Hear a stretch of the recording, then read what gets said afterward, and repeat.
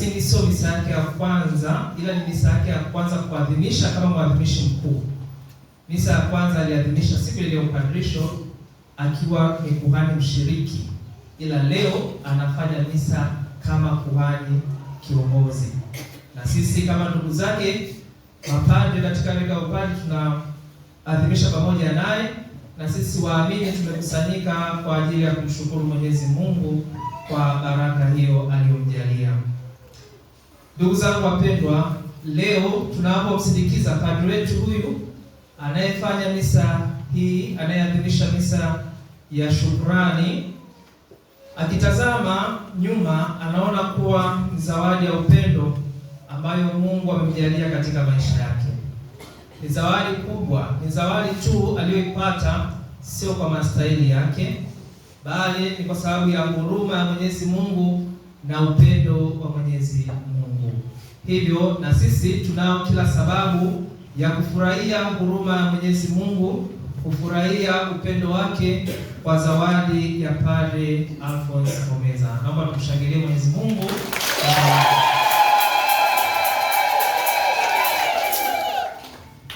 Basi tunapomshukuru Mwenyezi Mungu, tutafakari kidogo juu ya zawadi hiyo ya maisha ambayo Mungu amemsaidia. Na kwa kweli aliponiomba kwamba niseme jambo ama nizungumze kwa kifupi juu ya maisha yake katika misa hii ya kwanza, basi ilikuwa jambo la hofu kidogo.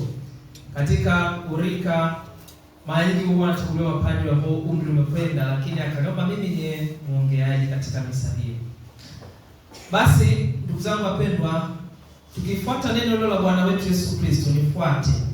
Sauti ya nifuate kwa mara ya kwanza padri wetu alisikia katika tukio la ubatizo wake.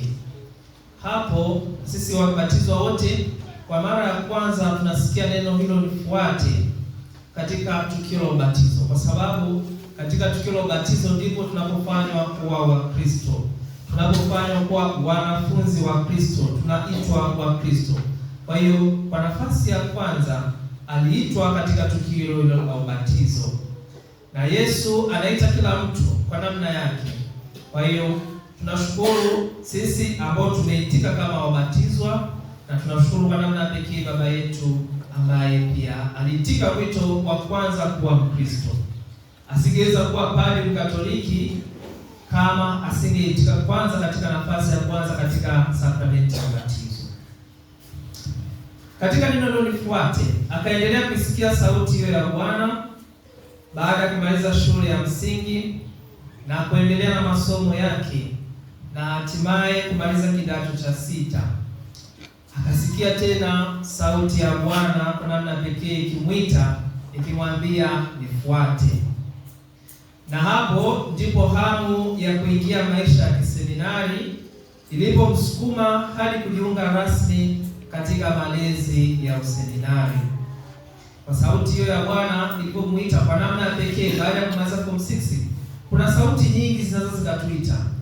Ndipo sauti inayokuita kutumikia maisha katika namna tofauti, sauti nyingine inakuita kwenda sehemu nyingine, lakini sauti ya Bwana ilimwaita kwamba amfuate katika nafasi, katika njia ya kipekee ya kuwa mseminari. Basi baada ya kumaliza muda wa malezi, Bwana wetu Yesu Kristo akamuuliza swali kwa mara ya kwanza, kama Petro alivyoulizwa leo. Wataalamu wa maandiko matakatifu, baba paroko ni mtaalamu wa maandiko matakatifu, wanatuambia kwamba hii sehemu Petro anaulizwa mara 3 ikiwa ni sehemu ya kutakaswa. Nakumbuka siku ya Ijumaa Kuu Petro alipokana Yesu, sio? Asubuhi pale. Jioni Petro anamhakikishia Bwana, mimi niko tayari kwenda hata gerezani, niko tayari kwenda popote kwa ajili ya kukufuata wewe. Na Yesu akamwambia Petro, kabla jogoo hajawika kesho utakuwa umenikana mara 3. Ili miaka 3 ameona mambo makubwa, na mpaka anasema ile sentensi alikuwa ana ushuhuda mkubwa. Lakini Yesu alimwambia kesho tu utanikana mara 3, ilikuwa ni jambo zito ambalo hakulitegemea. Petro, wewe ulikuwa mwanafunzi wa huyo mtu, nakumbuka jibu la Petro. Nakumbuka? Ndio. Alisemaje? Si kwa kuimba. Kama Ijumaa Kuu. Mara ya kwanza na mara ya pili ambapo wanagonganisha macho na Yesu, na Petro anakumbuka mara kwamba aliambiwa lile neno la Bwana usiku ule, na mara anatoka anakwenda kulia, anakwenda kuhuzunika kwa lile tendo la kumkana Bwana wake, na lile tendo la kumkana mwalimu wake. Anahuzunika baada ya tendo hilo.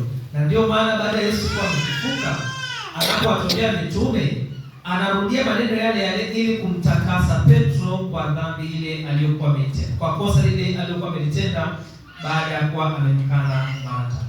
Sasa tukirudi kwa baba yetu, anaulizwa swali kama Yesu alimuuliza Petro. Alimuuliza, Alphonse, wanipenda? Swali la kwanza kule ilikuwa ni kufuate. Sasa hizi Yesu anamuuliza moja kwa moja, Alphonse, wanipenda?